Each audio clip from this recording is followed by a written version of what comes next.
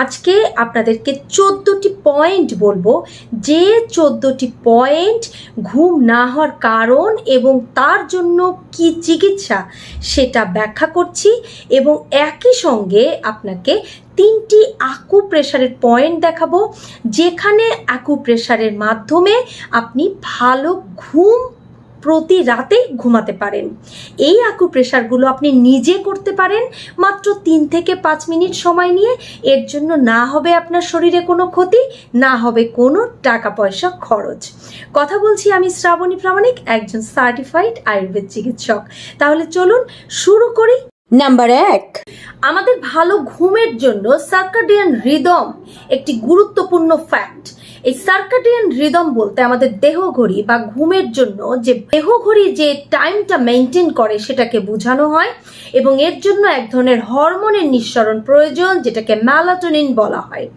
এই হরমোনের নিঃসরণ বা এই সার্কাডিয়ান রিদম ব্যাহত হয় যখন আপনার চোখে ঘুমাতে যাবার জাস্ট মুহূর্ত পর্যন্ত সাদা আলো বা ডে লাইটের ভাইব দেয় এমন আলো সবসময় চোখে লাগছে বা হালকা নীলচে আলোতে আপনি আছেন, তাহলে কিন্তু আপনার ঘুম ভালো হবে না বা আপনার এই সার্কাডিয়ান রিদম কিন্তু ব্যাহত হবে। কেননা আমার বডি মেইনটেইন করে যে আমরা সূর্যাস্তের পর ঘুমাতে যাব, সূর্যোদয়ের পর জেগে উঠব, কিন্তু আমরা আমাদের এই আধুনিক জীবনের কারণে আমরা সেটা করি না। কিন্তু আপনার যে সার্কাডিয়ান রিদম বা দেহঘড়ি এটা তো বুঝতে পারছে না, কাজেই আপনার নার্ভাস সিস্টেম কোনোভাবেই সিগন্যাল দিচ্ছে না যে এখন ঘুমাতে হবে। কাজেই আপনি এর সুবিধা হলো, যাদের ঘুমের খুবই সমস্যা, ঘুমাতে পারেন না, তারা এই ডে লাইটের মতো যে সাদা ঝকঝকে আলো বা হালকা নীলচে আলো কখনোই ঘুমের 6 ঘন্টা আগে থেকে এর মধ্যে থাকবেন না। ঘরে হালকা হলদে আলোর ব্যবহার করুন, যেটা আপনাকে ভালো ঘুমাতে সাহায্য করবে এবং আপনার সার্কাডিয়ান রিদম ঠিক হয়ে আসবে। নাম্বার 2, যেটা খুবই গুরুত্বপূর্ণ, সেটা হচ্ছে ঘুমাতে যাবার ঠিক মুহূর্তেই আমাদের সমস্ত দুশ্চিন্তা চলে আসে। হয়তো আপনি চোখটা বন্ধ করেছেন আর আপনার চোখের মধ্যে একের পর এক দুশ্চিন্তার বিভিন্ন সিনারিও ভাসছে, আপনার মাথা ভর্তি দুশ্চিন্তা। এর জন্য বিভিন্ন ধরনের গবেষণাপত্র বলছে যে আমাদের একটা ওরি টাইম বা দুশ্চিন্তার একটা নির্দিষ্ট সময় থাকা উচিত প্রত্যেকের জীবনে। ধরুন আপনি আপনার দুশ্চিন্তার সময়টা নির্ধারণ করেছেন সন্ধ্যা 6টা থেকে 7টা, এই সময় আপনি দুশ্চিন্তা করবেন। কেননা একজন মানুষের সামাজিক জীব হিসেবে চলতে গেলে, বাঁচতে গেলে বিভিন্ন ধরনের সুচিন্তা বা দুশ্চিন্তার প্রয়োজন পড়ে, অর্থাৎ চিন্তা ছাড়া কোনো মানুষ কিন্তু বাঁচতে পারে না। এই যে আপনি চিন্তা করবেন, এর জন্য আপনি নির্ধারণ করলেন 1টা ঘন্টা। এই সময় আপনার সারাদিনের যত ধরনের চিন্তা করার বিষয় বা যে ডিসিশন নেওয়ার যে বিষয়, এগুলো আপনি তৈরি করুন। তাহলে যখন আপনি ঘুমাতে যাবেন আপনার মনে হবে যে আপনি অনেকটাই ফ্রি, আপনার কাজ এগিয়ে আছে বা আপনার চিন্তাগুলো হয়ে গেছে। তারপরেও যদি দুশ্চিন্তা আসে, আপনি আপনার মনকে বোঝাবেন যে আপনার এই চিন্তাটা আপনি আবার আগামীকাল নির্দিষ্ট সময়ে করবেন, তাহলে দেখবেন আপনি মানসিকভাবে অনেকটাই রিল্যাক্স থাকতে পারছেন।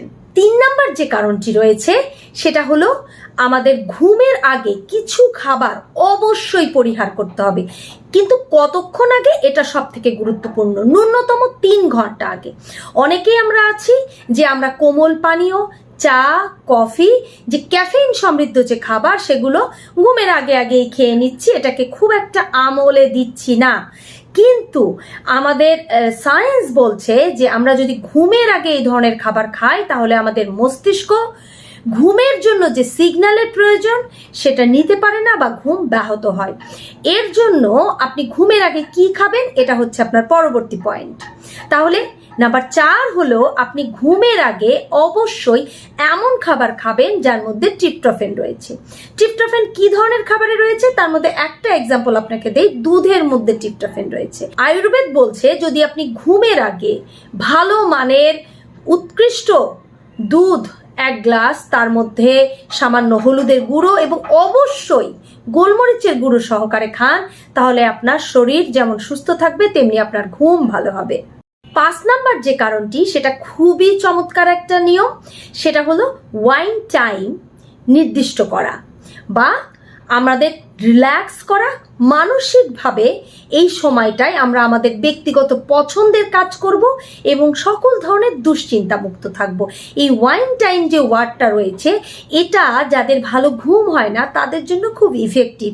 কি করবেন, আপনি ঘুমানোর 1 ঘন্টা আগে থেকে আপনার ব্যক্তিগত পছন্দের কিছু কাজ, যেগুলো আপনাকে রিল্যাক্স করবে, কোনো ধরনের কোনো অস্থিরতা তৈরি করবে না এমন কাজ করা।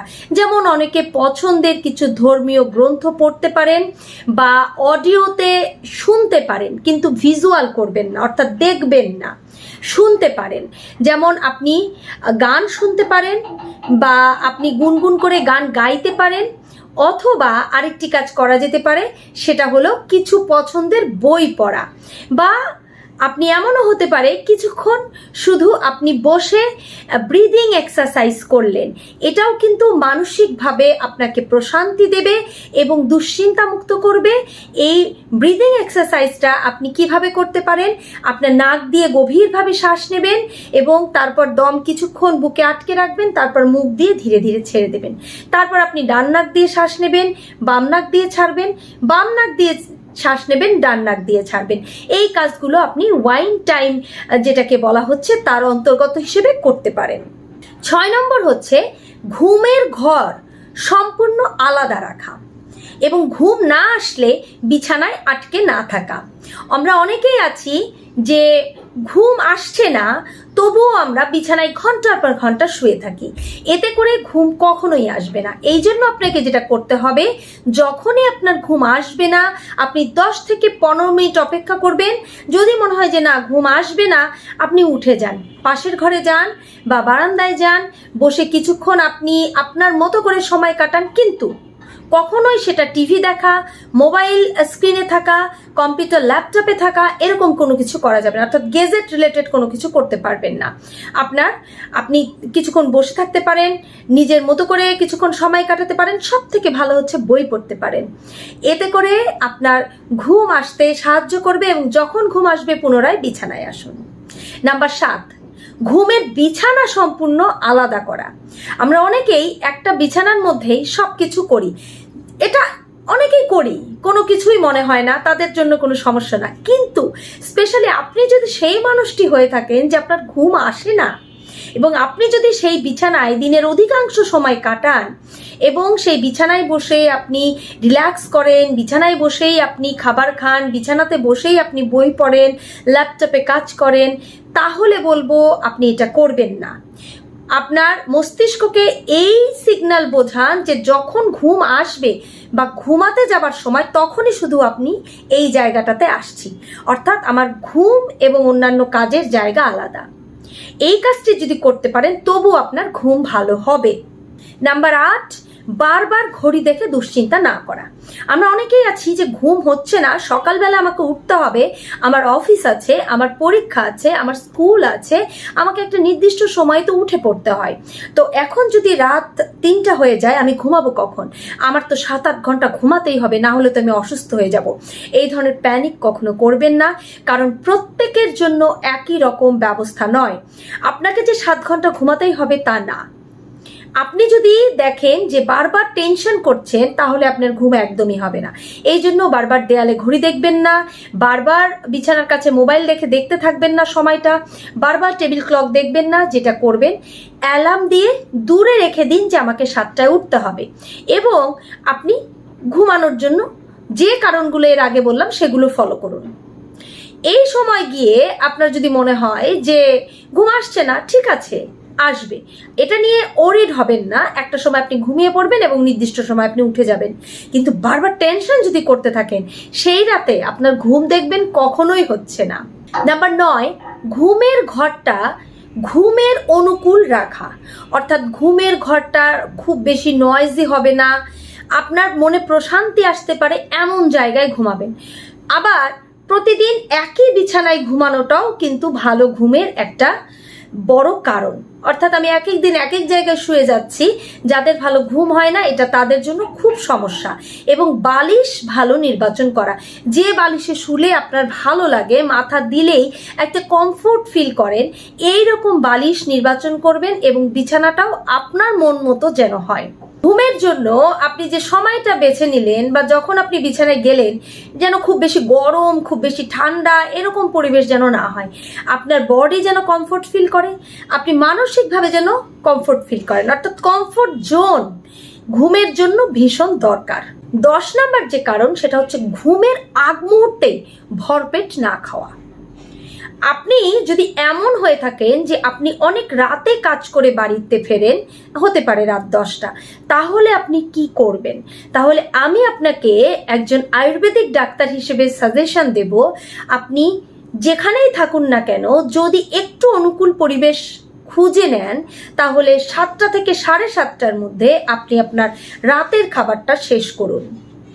সেটা হতে পারে ভাত, হতে পারে আপনার পছন্দের খাবার, হতে পারে কোনো পুষ্টিকর খাবার, যেটা আপনি আপনার মতো করে পারছেন নিতে, তবে অবশ্যই জাঙ্ক ফুড বা ফাস্ট ফুড নয়। এবারে আপনি সেই খাবারটা খেয়ে নিন। এটা হতে পারে ফল, আপনি অর্থাৎ 7টা 7:30টার মধ্যে আপনি আপনার খাবারটা শেষ করুন।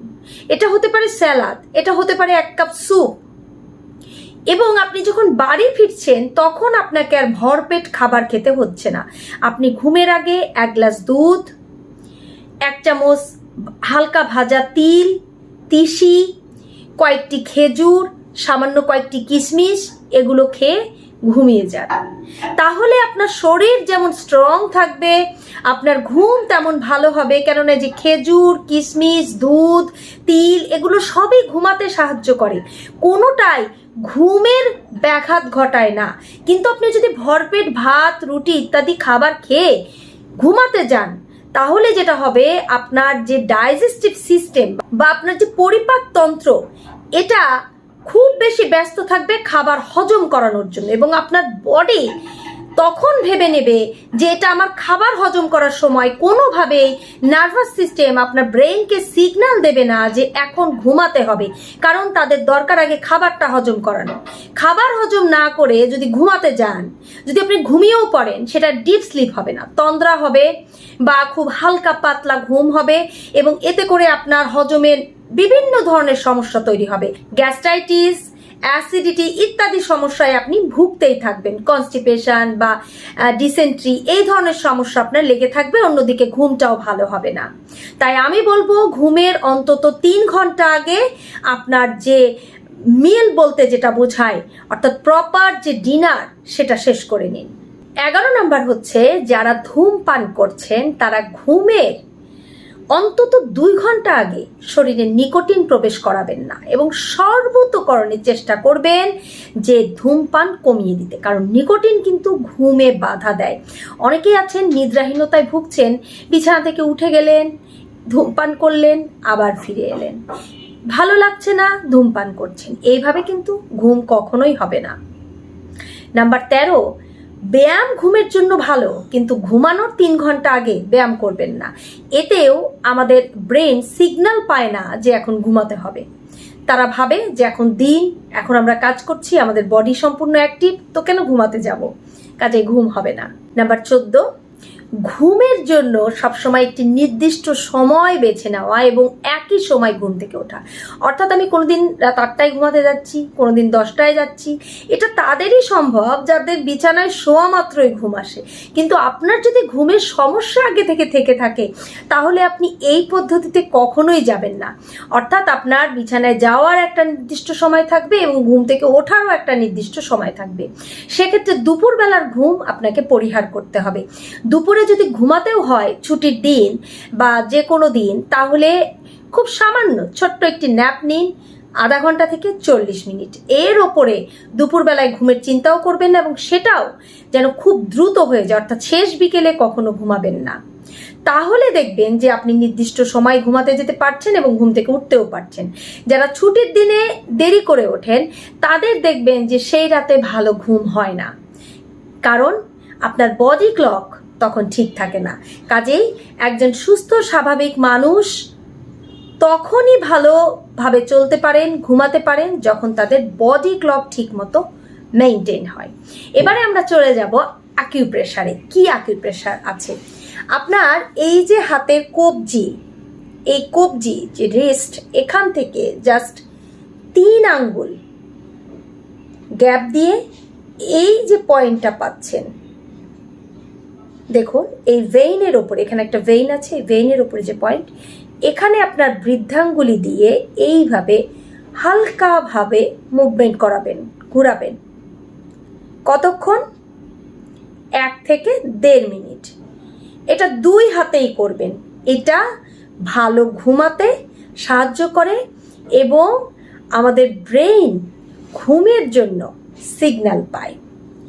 এবারে চলে যাব পরের পয়েন্টে। পরের পয়েন্টটা হচ্ছে আমাদের এই যে অনামিকা এবং এই যে কনিষ্ঠা, এর মাঝ বরাবর এখানে এসে জাস্ট এই যে পয়েন্ট, দেখুন অনামিকা এবং কনিষ্ঠার মাঝ বরাবর এসে জাস্ট কবজির নিচে এখানে দেখবেন একটা গ্যাপ আছে, এই হাড়ের একটা ছোট্ট একটা গ্যাপ আছে। এই গ্যাপের এই মাঝে আপনার বৃদ্ধাঙ্গুল স্থাপন করুন এবং এইভাবে আপনি এটাকে সার্কেল মোশনে ঘোরাতে থাকুন। এটা 2 হাতেই আছে, ঘড়ি চুড়ি এগুলো হাত থেকে খুলে এইভাবে জাস্ট 2 পয়েন্টটাকে ধরে আপনি এইভাবে এই কাজটা করতে পারেন। এটা যেমন ঘুমাতে আমাদের সাহায্য করে, তেমনি আমাদের পুরো বডিকে, আমাদের ব্রেইনকে অনেক বেশি রিল্যাক্স হতে সাহায্য করে এবং এটা ঘুমের জন্য খুব সহায়ক। আরেকটি পয়েন্ট হচ্ছে আমাদের ঘাড়ের জাস্ট পিছনে, আমাদের ঘাড়ের পিছনে ছবিতে দেখুন, এই পয়েন্টে আপনার হাতের এই মধ্যমা দিয়ে এইভাবে প্রেস করতে পারেন, হালকা হাতে আপনি মুভমেন্ট করতে পারেন, এতেও আপনার ঘুম ভালো হবে। এই 3টি অ্যাকুপ্রেশার এবং যে নিয়মগুলো বললাম, এর মধ্যে আপনার ক্ষেত্রে যেটা অ্যাপ্লাই করলে সব থেকে ভালো রেজাল্ট আসে আপনি সেটা করুন। আর 13টি যে কারণ বললাম, এই 13টি কারণ আপনার জন্য সমানভাবে যে তা নয়। আপনি যে সমস্যাটা ফিল করছেন, আপনার মনে হচ্ছে যে এটা আমি যদি করি তাহলে আমার জন্য সহায়ক হয়, আপনি সেগুলো মেনটেন করুন। অর্থাৎ আপনি আপনার মতো করে বুঝে নিন যে আপনি এই ঘুমের সমস্যাগুলোর মধ্যে কোন সমস্যাটা বা কোন পয়েন্টটা ফোকাস করলে ভালো ফল পাবেন, সেটাতে ফোকাস করুন।